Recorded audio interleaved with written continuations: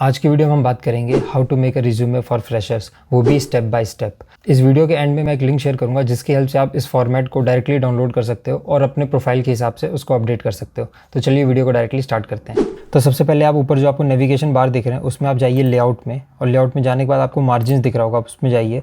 तो अभी by default उसने नॉर्मल पे सेलेक्ट किया है, तो आप सेलेक्ट करिए उसको नैरो। इससे होगा क्या, आपको ज़्यादा स्पेस मिलेगा आपको शीट पे काम करने के लिए, है ना। तो अभी हम लोग स्टार्ट करते हैं। जैसा फॉर्मेट हम लोगों ने वीडियो के स्टार्टिंग में देखा वैसा ही फॉर्मेट हम लोग बनाएंगे। तो सबसे पहले उसमें आएगा आपका नाम, उसके बाद आपका मोबाइल नंबर, ईमेल आईडी और लिंक्डइन का प्रोफाइल दे दे रहा हूँ। तो सबसे पहले अपना मैं मोबाइल नंबर लिखूँगा। उसके बाद पाइप सिंबल का यूज़ कर रहा हूँ। तो ये पाइप सिंबल आपको एंटर के ऊपर एक मिल जाएगा, एक सीधा स्ट्रेट लाइन करके होगा, आप शिफ्ट के साथ उसको यूज़ कर सकते हो। और यहाँ पे मैं अपना मेल आईडी लिख दे रहा हूँ। इसके बाद फिर से वो पाइप सिंबल यूज़ कर रहा हूँ, और लास्ट में जैसा कि मैंने बताया कि मैं लिंक्डइन का आईडी यूज़ करूँगा, तो वो मैंने ऑलरेडी एक जगह लिखा हुआ है, तो मैं वहाँ से उठा लेता हूँ। तो ये है मेरा लिंक्डइन का आईडी। यहाँ पे लाके डायरेक्टली इसको मैं पेस्ट कर दे रहा हूँ। जैसे ही मैं स्पेस एंटर करूँगा वैसे ही ये ब्लू कलर का हो जाएगा, इसका मतलब ये हाइपर लिंक हो गया है। तो इसको शॉर्ट करने के लिए मैं क्या करूँगा, यहाँ से इतना पार्ट हटा दूँगा ताकि पता लगे कि ये लिंक्डइन का लिंक है। सॉरी, सिर्फ लिंक्डइन तक का पार्ट मैं डिलीट कर दूँगा, और बाकी सभी पार्ट को मैं पूरा सेलेक्ट कर लूँगा। तो सेलेक्ट करने के लिए या तो आप शिफ्ट कंट्रोल और राइट और लेफ़्ट एरो का यूज़ कर सकते हो, अदरवाइज़ आप माउस से पूरा सेलेक्ट कर सकते हो। अब जाइए आप होम में, यहाँ पे एक कलर होगा, है ना। तो ये टेक्स्ट कलर है, इसको अभी ऑटोमेटिक कर देते हैं। और अभी अंडरलाइन हो गया ये, तो इसको एक बार आप क्लिक करोगे तो अंडरलाइन हो जाएगा, दोबारा करोगे तो हट जाएगा। ठीक, तो ये नॉर्मल मिल गया।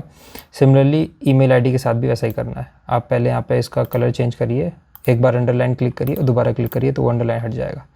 ठीक, अब इसको आप पूरे को सेलेक्ट कर लीजिए और इसको लेके आइए सेंटर में। तो ये पैराग्राफ सेक्शन है, इसके सेंटर में आपको दिखेगा सेंटर अलाइन के लिए। तो आप जैसे ही दबाएंगे सेंटर में आ जाएगा ये। और एक और काम आपको करना है कि इसके बीच में स्पेस ज़्यादा है, तो यहाँ पे आपको एक और ऑप्शन दिख रहा होगा लाइन एंड पैराग्राफ स्पेसिंग का, आप उसमें जाइए। और इसमें अगर आप जितना, अभी तो बाय डिफ़ॉल्ट ये 1 पे होगा, है ना, तो ये 1.5 इतना बढ़ता जाएगा स्पेसिंग, बट मुझे नहीं चाहिए, तो मैं बोलूँगा सबसे लास्ट ऑप्शन है रिमूव स्पेस आफ्टर पैराग्राफ। ठीक, तो उससे थोड़ा डिसेंट दिखता है। अब एक चीज़ का ध्यान रखिएगा, पूरे इसमें रिज्यूमे में हम लोग एक सेम फ़ॉन्ट साइज़ यूज़ करेंगे, और वो होगा 11 या 12। तो मैं अपने केस में 12 यूज़ कर रहा हूँ क्योंकि वो थोड़ा पढ़ने में ईजी होता है। तो आपको वो कांस्टेंट रखना है, मतलब ऐसा नहीं कहीं 11 कहीं 12, वो through out the resume constant होना चाहिए। ठीक, तो जैसे अगर आप ये देखोगे तो ये 11 है, तो इसको मैं पूरे को सेलेक्ट करके 12 कर दे रहा हूँ। ठीक, और ये वाला जो सेक्शन है, जो हेडिंग है इसका, उसको मैं 16 कर दे रहा हूँ और इसको बोल्ड कर दूँगा। ठीक, ये हो गया। अब चलते हैं एंटर। अब मुझे लेफ़्ट अलाइन करना है, तो यहाँ पे एक और ऑप्शन आएगा उसी सेंटर अलाइन के बगल, लेफ़्ट अलाइन। ठीक, अब यहाँ पे मैं लिखूँगा अपना जो भी अपना मेरा सेकंड हेडिंग आएगा एजुकेशन का। ठीक, इसको मैं कर दे रहा हूँ बोल्ड और अंडरलाइन। अंडरलाइन का ज़रूरत नहीं पड़ेगा, मैं बताता हूँ क्यों। इसको बोल्ड कर दिया। अब यहाँ पे आप देखोगे कुछ ज़्यादा इसके पास आ रहा है, मतलब इनके बीच में स्पेस बहुत ज़्यादा कम है। तो ऊपर वाले को मैं सेलेक्ट करूँगा, ऊपर वाली लाइन को, यहाँ पे जाऊँगा दोबारा स्पेस पैराग्राफ स्पेसिंग में, और इसमें आपको जितना भी स्पेस देना है, तो जैसे मेरे हिसाब से 2 ठीक है। ठीक है, तो मैं 2 देते रहा हूँ। अब इसके बाद हम लोग एक लाइन चाहिए, तो लाइन के लिए मैं जाऊँगा इंसर्ट में। इंसर्ट में जाने के बाद शेप, इसमें आपको सेकंड ऑप्शन दिख रहा होगा लाइन का। लाइन सेलेक्ट कर लिया, और जहाँ पे आपको ड्रॉ करना है, तो मैं यहाँ से लेके यहाँ तक उसको ड्रॉ कर दे रहा हूँ। अब जैसे ही आप इसको ड्रॉ करोगे अपने ऊपर एक ऑप्शन खुल जाएगा हेडर में, वो होगा शेप फॉर्मेट का। इसमें आप जाइए लाइन आउटलाइन में, और इसका जितना आपको थिकनेस दे रहा हूँ, तो मैं 1.5 दे रहा हूँ। और लाइन आउटलाइन में आपको कलर मिलेगा, तो ये कलर करने से कुछ ज़्यादा ही मतलब डार्क दिखता है, आंखों को कुछ ज़्यादा अट्रैक्ट करता है, तो वैसा नहीं चाहिए मुझे, मतलब डिस्ट्रैक्ट करता है। तो उसके लिए मैं कुछ हल्का कलर यूज़ करूँगा, जैसे कि ये वाला। वो सबसे राइट साइड में वो है आपका कि इसका लाइन का मतलब मुझे दिया हुआ कितना डिफ्लेक्शन आ रहा है ना, तो उसका हाइट कितना, तो इसको मैं 0 कर दूंगा, तो ये मतलब हॉरिजॉन्टली अलाइन हो जाएगा। तो जैसे ही 0 करूँगा हॉरिजॉन्टली अलाइन हो जाएगा। अब आप अपर या लोअर एरो यूज़ करके लाइन को जितना चाहे उतना ऊपर नीचे ला सकते हैं, तो मैं इतने पे लगा रहा हूँ, मुझे ठीक लग रहा है। अब एजुकेशन में आपको अपना जो भी आपने इसको एजुकेशन आपका जो कैसा आएगा कि आपने जो भी लेटेस्ट अभी पढ़ाई किया है, अगर आप मान लीजिए ग्रेजुएट हैं तो आपका जो भी ग्रेजुएट का डिग्री है वो सबसे ऊपर आएगा। उसके बाद आपका जो भी नेक्स्ट होगा, अगर आपने डिप्लोमा किया तो वो, अदरवाइज़ 12th और 10th का आएगा। ठीक है, तो जैसे मैंने कॉलेज से इंजीनियरिंग करा है, तो मैं वहाँ पे ऑलरेडी उसका नाम मैंने लिख रखा है, तो उसको मैं पेस्ट कर दे रहा हूँ यहाँ पे, है ना। तो ये आ गया मेरे कॉलेज का नाम, किस सिटी से मैंने किया है वो आ गया। अब इसके सबसे लास्ट में आपको सबसे राइट साइड में जाना है, तो उसके लिए मैं टैब का यूज़ कर रहा हूँ। तो आप टैब स्पेस उतना शिफ्ट करेंगे और यहाँ पे आपने जितना ड्यूरेशन में इस कॉलेज को किया है, तो जैसे तो मैंने इसको किया है जून 2014 से जुलाई 2018 तक। तो ये हो गया मेरा कॉलेज का ड्यूरेशन। अब आप देखो कि ये कुछ ज़्यादा लाइन के पास आ रहा है, तो फिर से मैं एजुकेशन को सेलेक्ट करूँगा और इस पे पैराग्राफ स्पेसिंग में जाऊँगा और इसका स्पेस बढ़ा दूँगा। ठीक, तो थोड़ा लाइन और इसके बीच में फॉन्ट के बीच में गैप आ जाएगा। ये तो हो गया मेरा एजुकेशन का। अब मैंने कौन सा कोर्स किया इस कॉलेज से, तो मैं फिर यहाँ से उठा ले रहा हूँ कि मैंने बैचलर ऑफ इंजीनियरिंग किया है। ठीक, इसको बोल्ड आ रहा है तो बोल्ड को मैं हटा दूँगा। बैचलर ऑफ इंजीनियरिंग आ गया, किस में किया है, मैकेनिकल इंजीनियरिंग में किया है। और लास्ट में ये आपके ऊपर ऑप्शन है, फिर से टैब दबा के जा रहा हूँ कि अगर आपको परसेंटेज डालना है तो आप डाल सकते हैं। तो अब यहाँ पे ये लास्ट में ये आपके ऊपर ऑप्शन है कि आप कॉलेज का जो भी आपका एजुकेशन, उसमें अगर आपका नंबर डालना चाहें या नहीं डालना चाहें तो आप देख सकते हैं। तो मैं डाल दे रहा हूँ क्योंकि मतलब मेरे हिसाब से मुझे लगा ठीक है, तो मैं डाल दे रहा हूँ। अगर आपको लगता है कि वो उतना अच्छा इम्पैक्ट नहीं डाल रहा है या आपको नहीं डालना चाहिए तो आप हटा भी सकते हैं। ठीक है, तो ये आगे मैंने फर्स्ट क्लास डिस्टिंक्शन लिख रखा है, उसको हटा दे रहा हूँ मैं। तो इसको मैं लास्ट में भेज दे रहा हूँ। ठीक, तो ये हो गया एजुकेशन का। इसमें मैंने सबसे ऊपर अपना ग्रेजुएशन का डाला है। अगर आप चाहो तो 12th भी डाल सकते हो। मैं इसलिए नहीं डाल रहा क्योंकि मुझे अभी जो भी हेडिंग्स डालनी है, जो भी इन्फॉर्मेशन डालना है, उसमें स्पेस कम पड़ जाएगा और मैं चाहता हूँ कि मेरा रिज्यूमे एक ही पेज का बने। तो ये हम लोग लास्ट में डिस्कस करेंगे कि एक पेज का ही क्यों इंपॉर्टेंट है ना। तो नेक्स्ट हेडिंग हम लोग का आता है स्किल्स का। स्किल्स लिखा, आप चाहे तो स्किल्स लिख सकते हैं या दूसरा चीज़ आप क्या कर सकते हैं, जैसे अगर मैं इसको हटा देता हूँ और मैं इसको सेलेक्ट कर लेता हूँ, है ना।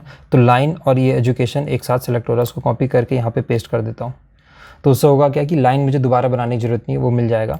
और इसका भी जो फॉन्ट है वो भी अपने को मिल जाएगा, है ना। तो इसको मैं सेलेक्ट करता हूँ और इसको मैं सेलेक्ट करता हूँ और यहाँ पे करता हूँ स्किल्स। ठीक, अब यहाँ पे हम लोग का स्किल्स में अब ये भी आपका है कि आपको स्किल्स में मतलब किस जॉब प्रोफाइल के हिसाब से अगर आपको डालना होगा। मान लीजिए अगर आप कोडिंग या किसी सॉफ्टवेयर इंजीनियरिंग में बैठ रहे हैं, किसी सॉफ्टवेयर कंपनी में बैठ रहे हैं, तो आपको उस टाइप के स्किल्स डालने होंगे। अगर आप मैकेनिकल या सिविल इंजीनियरिंग से हैं और आप कोर जॉब्स के लिए बैठ रहे हैं तो आपको उस हिसाब से स्किल्स डालने होंगे। तो आपको रिज्यूमे अपडेट करना होगा अपने जॉब डिस्क्रिप्शन के हिसाब से। ठीक है, तो अभी के लिए मैंने स्किल्स ऑलरेडी लिख रखे हैं, तो मैं वहाँ से कॉपी पेस्ट कर दे रहा हूँ। तो यहाँ पे ला के पेस्ट कर दे रहा हूँ। जैसे इसका साइज़ 11 है ना, तो इसको मैं सभी को सेलेक्ट करके 12 कर दूँगा। ठीक, तो ये तो हो गए मेरे स्किल्स। अब यहाँ पे एक तरीका और होता है कि जैसे ये मैंने मतलब अलग से हेडिंग डाला है, स्किल्स के अंदर एक सब हेडिंग डाला है कि पाइथन, और पाइथन मुझे कौन कौन सी लाइब्रेरीज आती हैं वो मैंने मेंशन किया है। ऐसे ही मैंने प्रोग्रामिंग लैंग्वेज के लिए किया है। अगर आपको प्रोग्रामिंग लैंग्वेज में पाइथन से ज़्यादा, अगर आपको एक से ज़्यादा लैंग्वेज आती है तो आप ऐसे अलग से सब हेडिंग बना के डाल सकते हो। ठीक है, तो ये मैं अभी के लिए हटा दे रहा हूँ क्योंकि स्पेस का दिक्कत होगा, बट आप वो डाल सकते हो, है ना। अब इसके बाद जो आपका नेक्स्ट हेडिंग आता है वो आता है इंटर्नशिप का। तो सिमिलरली मैं इसको दोबारा कॉपी करूँगा। ठीक, यहाँ पे आके पेस्ट और इसको सेलेक्ट करके मैं बोलूँगा इंटर्नशिप। ठीक, अब इंटर्नशिप के लिए भी मैंने ऑलरेडी लिख रखा है तो उसको भी मैं यहाँ पे कॉपी पेस्ट कर दूँगा। अगर आपने एक से ज़्यादा इंटर्नशिप करी है तो वो भी आप मेंशन कर सकते हो, और जो भी आपने लेटेस्ट किया हो उसको सॉर्टिंग ऑर्डर में लिखना, है ना। तो जैसे ये मैंने मैकेनिकल डिज़ाइन और एनालिसिस में किया था, टेक्सट्रॉन से किया था, तो इसमें अगर मुझे डालना है कि कब किया था तो मैं बोल दूँगा कि जैन 2018 से मैंने किया था जून 2018 तक। जनवरी, फरवरी, मार्च, अप्रैल, मई, जून, 6 मंथ्स का किया था मैंने, तो मैंने जैन 18 से किया था। ठीक, अभी अगर मैं एक्स्ट्रा स्पेस देता हूँ तो ये एंड तक आ जाएगा। तो ये हो गया हमारा हेडिंग मैकेनिकल डिज़ाइन का। अब इसमें अगर आप चाहो कि अगर आपको लगता है कि ये इंपॉर्टेंट है तो आप इसको बोल्ड कर सकते हो। अदरवाइज़ अगर आपको लगता है कि कंपनी ज़्यादा इंपॉर्टेंट, जैसे मान लीजिए अगर आपकी कोई कंपनी ज़्यादा अच्छी है और वो आपको हेल्प करती है इंटरव्यू में, तो आप उसको बोल्ड कर सकते हो।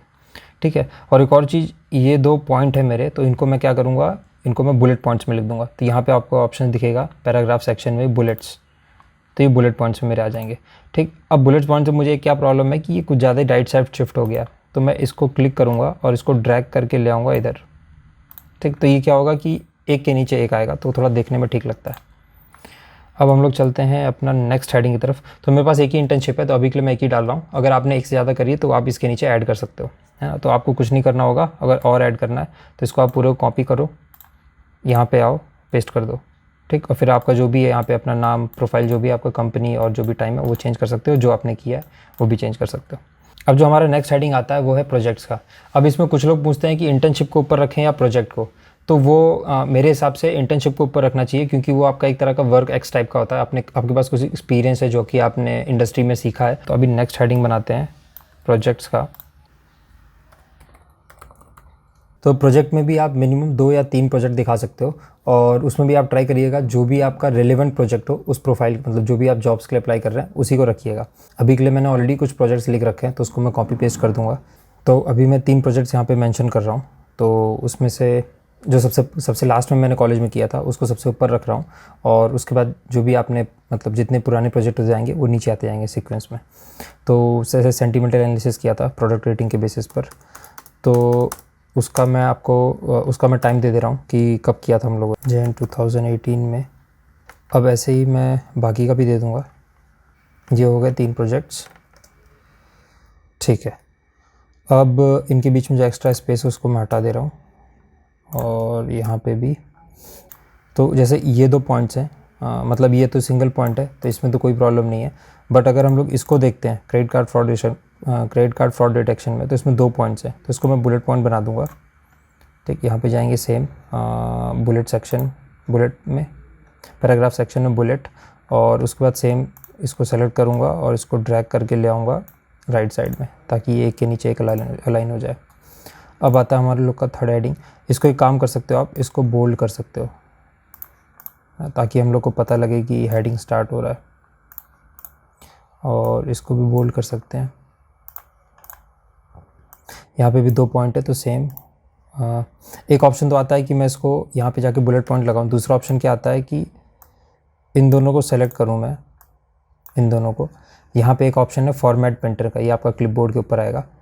इसको आप क्लिक करो, और जितने में लगाना आपको सेम फॉर्मेट करना है उन दोनों को सेलेक्ट करो, छोड़ दो आप, तो ऑटोमेटिक सेम फॉर्मेट आ जाएगा। मतलब आपको ये दोबारा ड्रैग करने का ज़रूरत नहीं पड़ेगा। तो जहाँ पे भी आपको सेम फॉर्मेट यूज़ करना हो उस केस में आप ये फॉर्मेट पेंटर बटन का यूज़ कर सकते हो, ठीक। तो ये तो हम लोग का हो गया जो भी हम लोगों ने प्रोजेक्ट्स किए थे कॉलेज में। इसको भी मैं बोल्ड कर दे रहा हूँ अभी के लिए, तो ज़रा देखने में ठीक लगेगा। और हाँ, जैसे इन सभी का रेटिंग 12 है, इसका 11 लग रहा है मुझे। हाँ, तो इस सभी को मैं इंक्रीज़ कर दे रहा हूँ, तो लेट्स मेक इट एज 12, ठीक है। ये हो गया। अब लास्ट जो सेक्शन आता है आपके रिज्यूमे का, लास्ट या सेकंड लास्ट बोल सकते हो, तो एक आता है आपका अचीवमेंट्स और दूसरा लास्ट आता है इंटरेस्ट का। तो अगर आपके पास एक्स्ट्रा स्पेस बच रहा है और अगर आपको उसमें कुछ डालना है तो आप इंटरेस्ट डाल सकते हो। अदरवाइज़ अगर आपने कुछ और प्रोजेक्ट्स कर रखे हैं कॉलेज में तो वो भी आप ऐड कर सकते हो, ठीक। अब अचीवमेंट्स में ये सबसे बड़ा मतलब चैलेंजिंग होता है कि अचीवमेंट्स में क्या दिखाएं।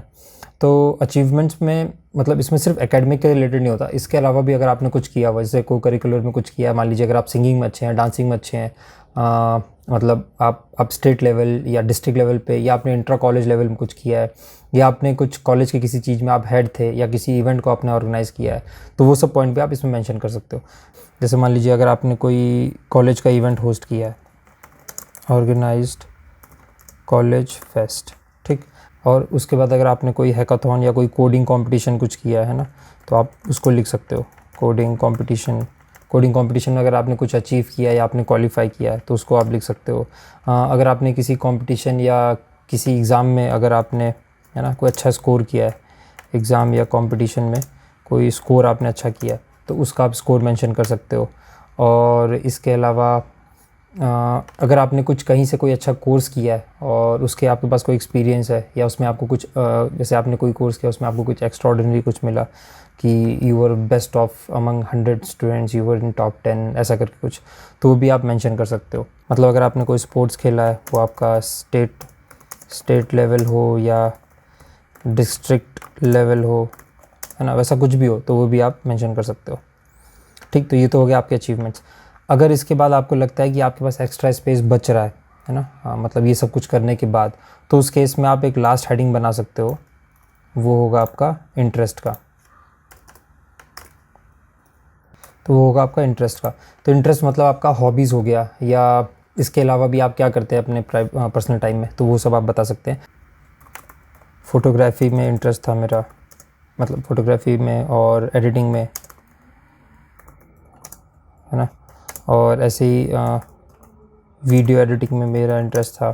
कॉलेज के टाइम पे ही मैंने एक यूट्यूब चैनल बनाया था, उसमें कॉलेज के फेस्ट का वीडियो पूरा रिकॉर्ड करके एडिट करके डाला था, है ना। इसके अलावा रीडिंग, अगर आपको भी पढ़ना पसंद है तो आप डाल सकते हो। अगर आप ये सब कुछ भी डालोगे तो उनका नेक्स्ट सवाल इस पे ज़रूर होगा कि अगर आपको फ़ोटोग्राफी में तो आपने कुछ किया है तो आप उनको दिखाइए। जैसे मुझसे काफ़ी बार इंटरव्यू पूछा गया है कि अगर आपने कुछ किया है तो कुछ फ़ोटोग्राफ्स दिखाइए, तो मैं इंस्टाग्राम पे दिखाता हूँ। सेम अगर वीडियो की एडिटिंग बोलते हैं तो मैंने कुछ वीडियोज़ बनाए जो यूट्यूब पे हैं, तो वो लिंक शेयर करता हूँ। ऐसी रीडिंग अगर आप पूछोगे तो आपसे पूछेंगे क्या पढ़ते हो, है ना। नोवेल पढ़ते हो, फिक्शन पढ़ते हो, मतलब या न्यूज़ पढ़ते हो या आर्टिकल्स पढ़ते हो, क्या पढ़ते हो वो भी आपको बताना है। तो मतलब कुछ फेक मत करिएगा। जो अगर आपको लगता है कि इंपॉर्टेंट नहीं है या आपको उतना इंटरेस्ट का नहीं है तो उसको आप निकाल सकते हो, ठीक। अब अगर इसको हम लोग थोड़ा सा जूम आउट करके देखें तो काफ़ी ज़्यादा क्लटर्ड लग रहा है। मतलब कुछ हम लोग डिफ्रेंशिएट नहीं कर पा रहे कि एजुकेशन के बाद स्किल कहाँ स्टार्ट हो रहा है। मतलब काफ़ी ज़्यादा सब कुछ ज़्यादा ही क्लमजी सा हो गया। तो मैं क्या करूँगा अभी, इसके बाद थोड़ा सा स्पेस दे दूँगा। तो जैसे मैं दे दे रहा हूँ 2 का स्पेस, ठीक। तो थोड़ा देखने में अच्छा लगता है। ऐसे ही इसके लिए भी 2 का स्पेस, है ना। अगर हम लोग को पूरा मतलब पूरा एक बार लेआउट देखना है कि ये प्रिंट होने में कैसा दिखेगा तो आप Ctrl+P प्रेस करिए तो आपको दिख जाएगा यहाँ पे कि किस टाइप का भी दिख रहा है। तो ठीक है, डिसेंट सा दिख रहा है।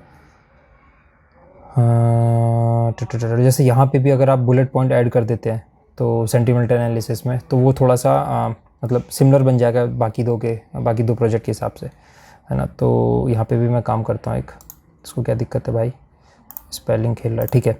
एनालाइज किया, कीवर्ड के साथ स्टोर किया डेटाबेस में। इस पॉइंट को मैं ब्रेक कर दे रहा हूँ अभी के लिए, ठीक है। और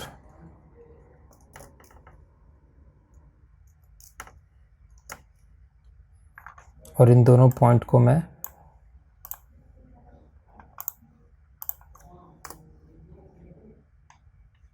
सेम चीज़ चाहो तो आप इसको सेलेक्ट करके कर सकते हो या तो फॉर्मेट पेंटर का भी यूज़ कर सकते हो। तो ये मतलब अब थोड़ा सा ठीक लग रहा है। अगर इसको हम लोग दोबारा चल के Ctrl+P लिखते हैं तो आप देखो अब थोड़ा सा ठीक लग रहा है। यहाँ पे प्रोजेक्ट आया, उसकी हेडिंग आई, सब 2 बुलेट पॉइंट्स आए। ऐसे यहाँ पे एक प्रोजेक्ट 2 बुलेट पॉइंट्स, एक प्रोजेक्ट 2 बुलेट पॉइंट्स। जो भी आपके अचीवमेंट्स है वो आप लिख सकते हो, जो भी आपका इंटरेस्ट है वो लिख सकते हो। एक लास्ट पॉइंट बता देता हूँ, जो स्टार्टिंग बोला था कि 2 पेज का रिज्यूमे क्यों नहीं रखते हैं। जैसे डिक्लेरेशन हो गया आपका, जब भी आपका फैमिली का हो गया, या जो भी आप एरिया जो भी आप जिस एरिया से बिलोंग करते हैं, और इसके अलावा आपको कौन कौन से लैंग्वेज आते हैं, ये सब आपको डालने की ज़रूरत नहीं रिज्यूमे, क्योंकि अननेसेसरी चीज़ें हैं। आप जैसे कॉमन लैंग्वेज इंग्लिश, अगर आप जॉब के लिए अप्लाई कर रहे हैं तो इंग्लिश तो आनी चाहिए, है ना। इसके अलावा अगर आपको कोई लैंग्वेज आता है तो दे डोंट केयर, मतलब उनको फ़र्क नहीं पड़ता कि आप हिंदी बोलते हैं कि इंग्लिश मतलब आप हिंदी बोलते हैं गुजराती बोलते हैं, है ना। तो इसलिए लैंग्वेज वाला सेक्शन हटा दीजिए। डिक्लेरेशन बोलना इसलिए ज़रूरी नहीं कि उनका ये मानना है कि आप जो भी रिज्यूमे भेज रहे हैं वो सही भेज रहे होंगे, है ना। मतलब आप उसमें कुछ फेक नहीं कर रहे होंगे। फेक कर रहे होंगे तो बाद में क्रॉस चेकिंग में पकड़े जाएंगे या इंटरव्यू में पता लग जाएगा। तो डिक्लेरेशन का भी ज़रूरत नहीं है।